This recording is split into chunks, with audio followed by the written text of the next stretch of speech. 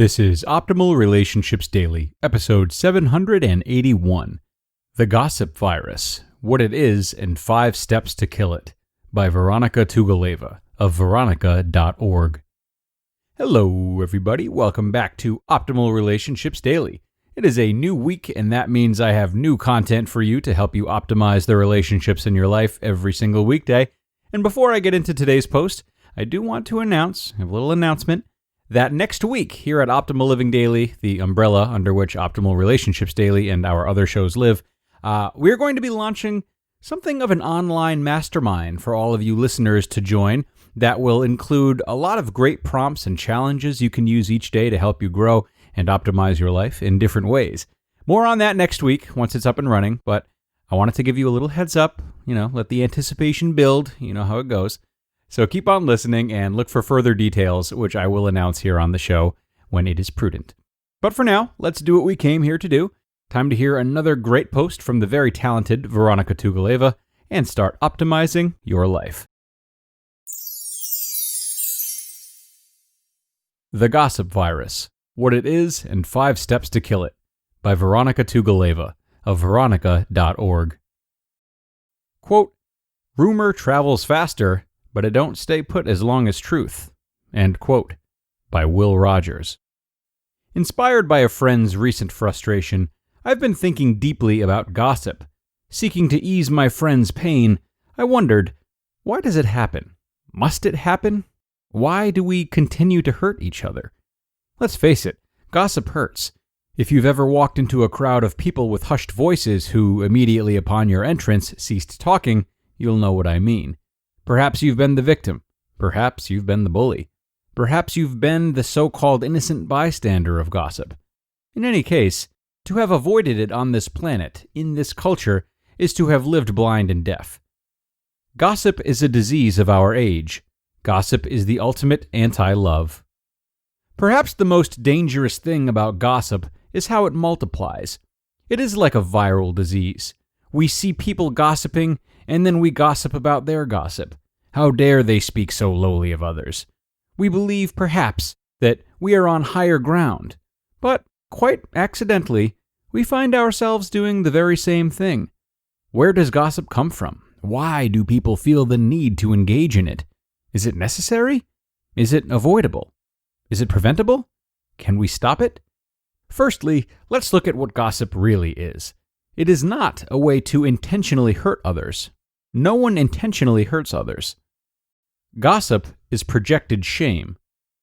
We don't come out of the womb speaking down about others.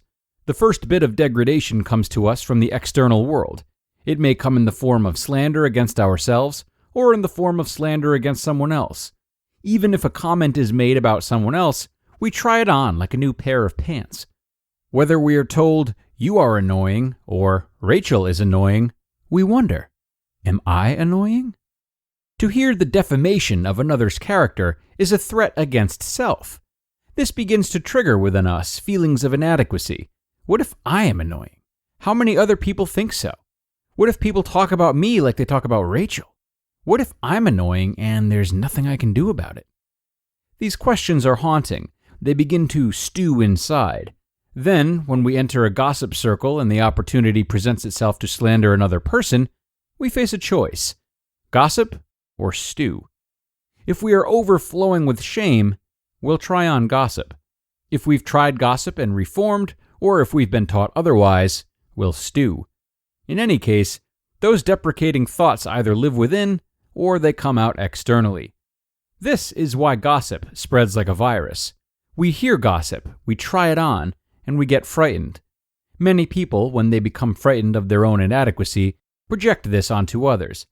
This does not by any means make them bad people. Their actions are unconscious and reflexive. They are simply afraid. Just one browse through a history textbook should show you what people are capable of when they are afraid, insecure, and shameful. What then can we do about it? Whether you are the victim, the giver, or the observer, here is a simple 5-step process that will help you cope with the gossip virus, no matter where you stand. Number 1. Stop participating. The first order of business is to exercise some self-awareness and thus stop participating. This may sound simple, but it can be deceptively difficult. Gossiping is a behavioral pattern. It's a pattern of projecting one's own shame onto others. To stop this projection means to face your own self-judgment as opposed to externalizing it. It also means that, perhaps, you will be left out of social group patterns in which you were formerly a key part. To stop the spread of gossip is an act of courage. Number 2, practice compassion. Pull yourself out of the cycle of judgment. Be compassionate. Recognize that gossiping about those who gossip is still participation in the process. Recognize gossip for what it is, projected shame. Look at those who perform it, not with hate or judgment, but with compassion. Recognize in the rumor spreader the pain of self-rejection. The enemy is not the person, but rather the process itself. If we remove the process, we are all beautiful souls beneath the guise of externalized insecurity. Number 3, forgive and be kind. As you learn to see the love hunger within gossiping individuals, give them some love. When you interact with people who gossip about you or people about whom you've gossiped, give them forgiveness, acceptance, and kindness. Give them genuine compliments.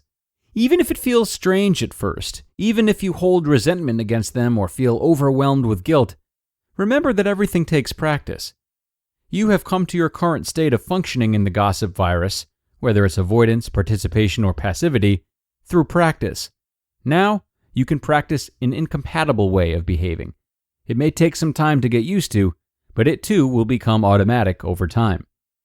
Number 4, spread positivity. This step is my favorite. Spread positive rumors. Begin, as often as you can, speaking positively about people behind their backs. Watch over the coming weeks how this transforms your environment.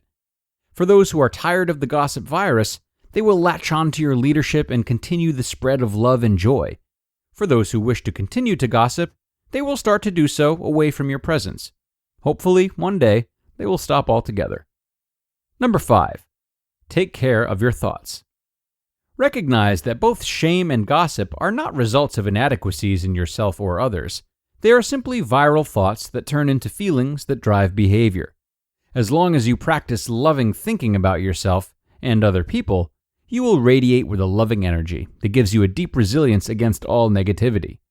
Remember, most importantly of all, that even though gossip spreads like a virus, so does love. Each act of unity, harmony, compassion, and kindness makes a difference the same way that a hateful, fearful, or judgmental act makes a difference. Regardless of what you do, what you believe, and what you say, you always change the world. You cannot choose whether or not your rock sends ripples into the pond of life, but you can choose what sort of rock you wish it to be. You just listened to the post titled, The Gossip Virus, What It Is, and 5 Steps to Kill It, by Vironika Tugaleva of Vironika.org. Some great ideas from Vironika on how to create healthier conversations today. That's a good thing, because we all know that establishing good communication with your friends, your family, and your partner is essential for all of those relationships to thrive. Likewise, establishing a healthy communication with yourself is essential for your mental health. And when you feel like you've maybe hit a roadblock, do know that BetterHelp is here for you. BetterHelp is an online service that will get your needs assessed and match you with a personal licensed professional therapist. They provide a private environment for you to communicate with your therapist within 24 hours, and you can also schedule weekly video or phone sessions at your own convenience. They even offer financial aid options. So many people have been using BetterHelp that they're even recruiting additional counselors in all 50 states. BetterHelp is not self-help. It is professional counseling with full confidentiality. Guys, I want you to start living a happier life today. And as a listener, you'll get 10% off your first month by visiting betterhelp.com/ORD.